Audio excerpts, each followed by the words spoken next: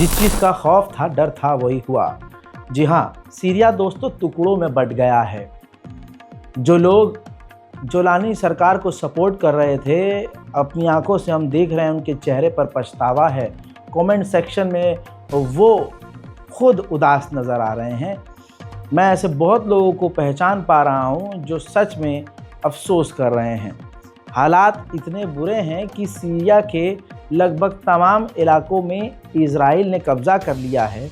और अब आपको मालूम है, इजराइल ने, कल की अपडेट में मैंने आपको बताया था कि इजराइल ने अमेरिका से कहा है कि आप तुर्की को कहिए कि वो सीरिया के अंदर अपना मिलिट्री बेस ना बनाए। आप समझ रहे हैं, इजराइल ये नहीं चाहता कि कोई मुस्लिम देश वहाँ मौजूद रहे। मेरी मौजूदगी वहाँ पर इम्पोर्टेंट रहे और हम ही सबको कंट्रोल करें। अब ताज़ा तरीन जानकारी और अपडेट ये है कि इजराइल ने सिर्फ ये नहीं किया, बड़ा खेल खेला है। वहाँ की द्रूज कम्युनिटी को $1 बिलियन खर्च करके, सबूत ये है, $1 बिलियन खर्च करके सीरिया की द्रूज कम्युनिटी को अपनी तरफ करना चाहता है और वहाँ छोटे छोटे और ग्रुप क्रिएट करके सीरिया में तुष्टीकरण करना चाहता है। अब यहाँ पर पहले ही जान लीजिए, ऐलान कर रहा हूँ, सीरिया टुकड़ों में बट चुका है। कैसे? एक इलाके में तुर्की का प्रकोप है, तुर्की ने कब्जा किया हुआ है, तुर्की की मिलिट्री वहाँ मौजूद है। दूसरे इलाके में अमेरिका की मिलिट्री और अमेरिका के हथियार, अमेरिका का बेस मौजूद है। रशिया को जहाँ से निकाला है वहाँ पर अमेरिका नज़र आ रहा है। इसके अलावा जो जोलानी सरकार है वो सिर्फ बीच में सिमटी हुई नज़र आ रही है। बाकी चारों तरफ इस वक्त इजराइल ही इजराइल अपने पैर जमा चुका है। और ये बात लिखित में मीडिया में आ चुकी है कि इजराइल सीरिया के अंदर टुकड़े टुकड़े गैंग बना रहा है, यानी अलग अलग ग्रुप्स को सपोर्ट करके एक दूसरे से लड़वा कर वहाँ की स्टेबिलिटी को ख़राब कर रहा है। और इस बहाने से वो वहाँ पर पूरी तरह से मजबूती से पैर जमा कर रखेगा। बात इतनी सीरियस है कि इजराइल को डर ये भी है कि सीरिया के नाम पर तुर्की सीरिया की सरजमीन पर इजराइल से न भिड़ जाए। इस वजह से इजराइल ने अपने सबसे करीबी दोस्त आज़रबाईजान के राष्ट्रपति को, ये देखिए, आज़रबाईजान के राष्ट्रपति इल्हाम अलीयव को तुर्की भेज दिया है। अब ख़ासकर इल्हाम अलीयव अज़रबैजान के राष्ट्रपति तुर्की गए हैं सिर्फ ये बात करने के लिए कि सरजमीन सीरिया पर आप यानी तुर्की की फ़ौज इजराइल से ना भिड़े और इजराइल से पंगा ना ले और इजराइल को प्रॉब्लम क्रिएट ना करे। तो दोस्तों, ये तस्वीर चीख चीख कर बता रही है कि तुर्की को खुद बहाने की तलाश थी कि कोई ऐसा बहाना मिल जाए कि हाँ, हम तो इसलिए इजराइल से कुछ नहीं कह रहे हैं क्योंकि आज़रबाईजान ने आकर रिक्वेस्ट की है। वरना तुर्की को तो सीधा सीधा कहना चाहिए कि इजराइल का सीरिया के अंदर क्या काम। दोस्तों, यहाँ आप देखेंगे तो सीधे तौर पर कई मुस्लिम देश सीरिया के साथ ही गद्दारी कर रहे हैं।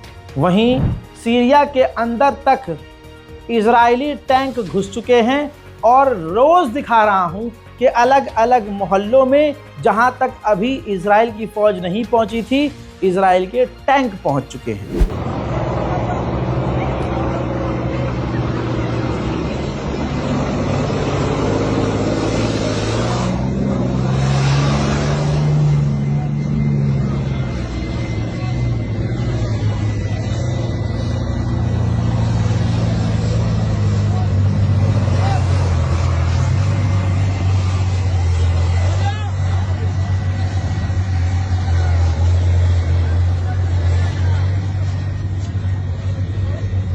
इसके अलावा सीरिया के अंदर भारी मात्रा में, ये तस्वीर देखिए, इजराइल के फौजी भी नज़र आ रहे हैं। गलियों मोहल्लों में और कॉलोनियों में सीरिया के अंदर इजराइल की फ़ौज खुले में घूम रही है और जोलानी की सरकार और जोलानी की फ़ौज चूड़ी पहन के ताता थैया कर रही है। मोमिनीन हजरात, सिर्फ इतना ही नहीं, ये तस्वीर हमले की है। सीरिया पर हवाई हमला, रॉकेट मिसाइल हमला, ड्रोन हमला पूरी ताकत से इजराइल कर रहा है।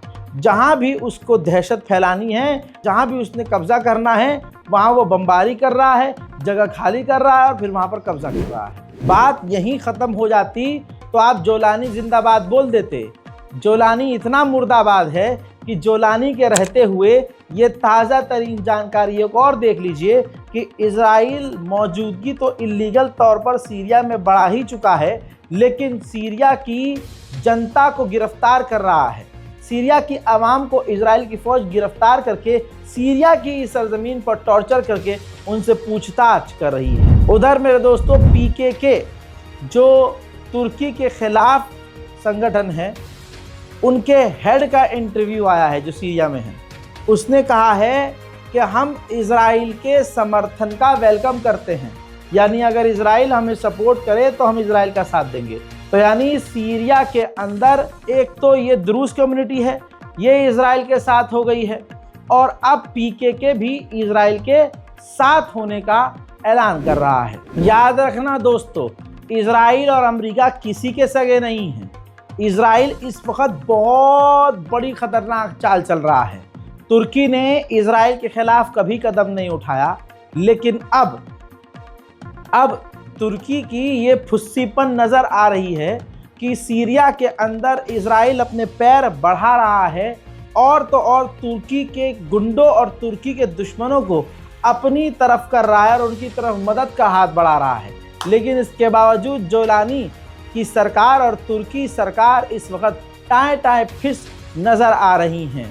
दोस्तों, अब मैं आपको बयान सुनाऊंगा इजराइल के प्रधानमंत्री नेतन्याहू का, जिन्होंने खुल्लम खुल्ला सीरिया के द्रूज़ कम्युनिटी और PKK को अपना दोस्त करार दिया है और कहा है कि हम इनकी तरफ, दोस्तों की तरफ मदद का हाथ बढ़ाते हैं, हम इनका साथ देंगे और हम अपने विरोधी दुश्मनों और दुश्मन ताकतों को कभी भी सीरिया में बर्दाश्त नहीं करेंगे।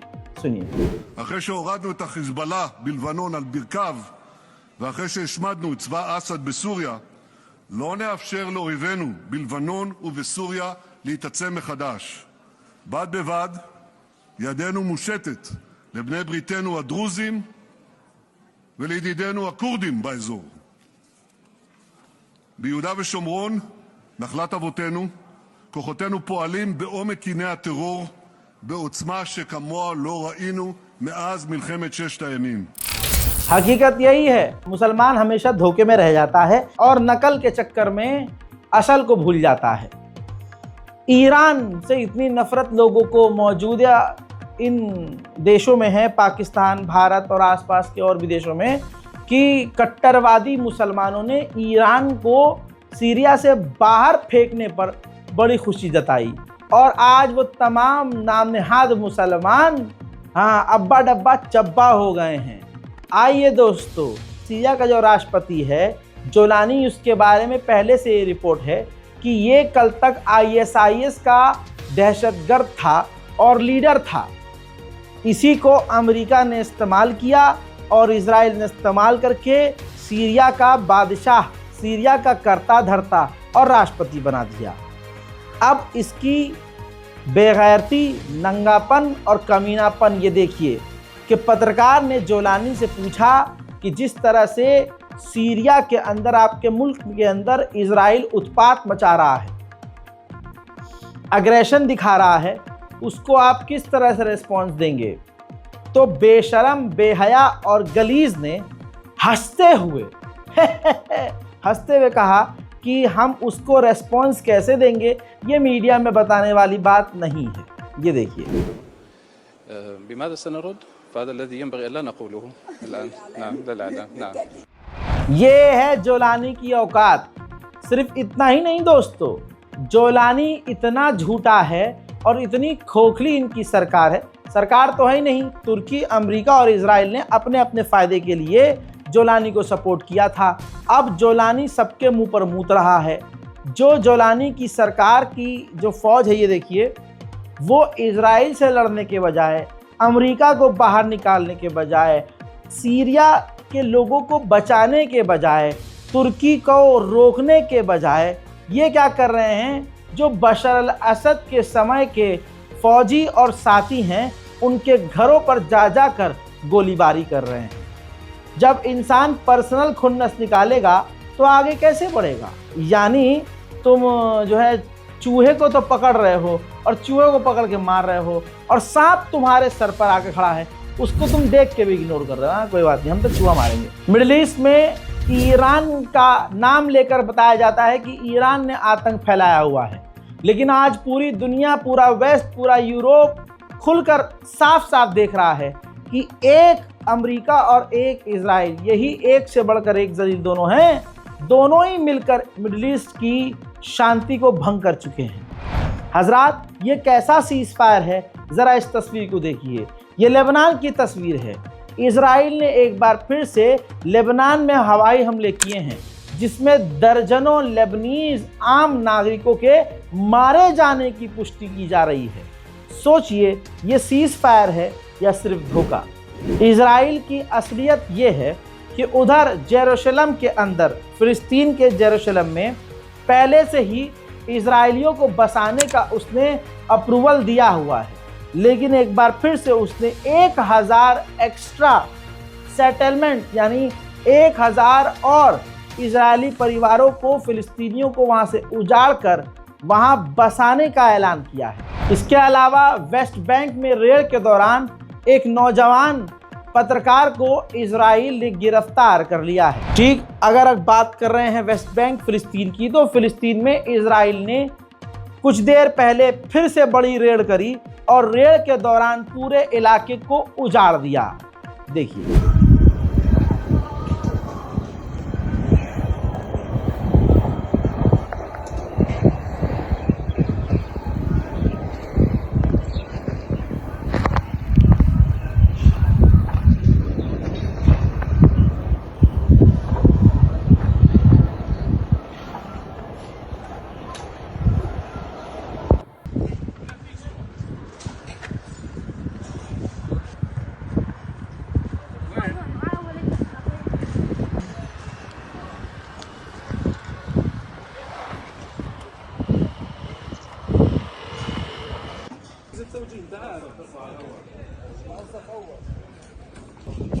الحمد لله رب العالمين، من الله يا محلى.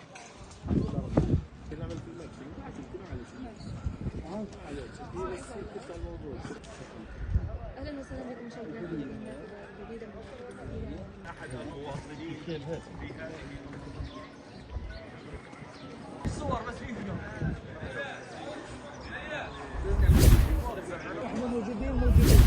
इसके अलावा जेरूशलम में एक बहुत पुरानी फिलिस्तीनी फैमिली रहा करती थी और उनका घर भी पुराने काल का बना हुआ था, जिसको वो मेंटेन करके रख रहे थे।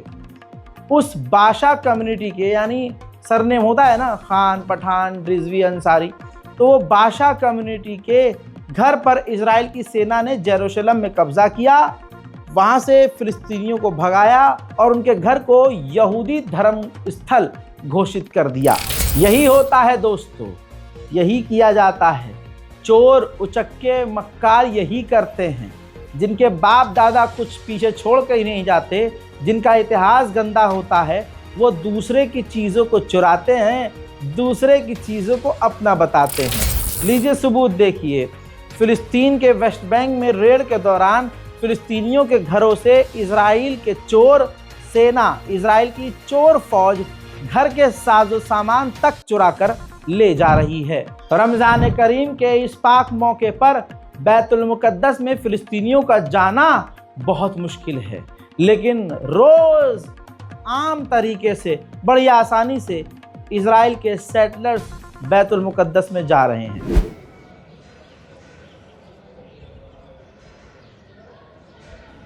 वहीं वेस्ट बैंक फिलिस्तीन का हाल इतना बुरा है कि इस वीडियो के ज़रिए समझ लीजिए, ये तमाम लोग अपने ही मोहल्ले में खड़े हैं। हाल देखिए कि इनसे इनके घरों को खाली करवाया गया और ये बाहर खड़े हैं। इनको सामान भी निकालने नहीं दिया गया, पूरा मोहल्ला खाली करवाया गया और अब इनको इनके ही मकानों में इजराइल की सेना जाने नहीं दे रही है। ये लाचारी आप समझने की कोशिश कीजिए। साथ ही वेस्ट बैंक के नूर शम्स के मोहल्ले में 17 और फिलिस्तीनी मकानों को इजराइल तोड़ने का आदेश दे चुका है।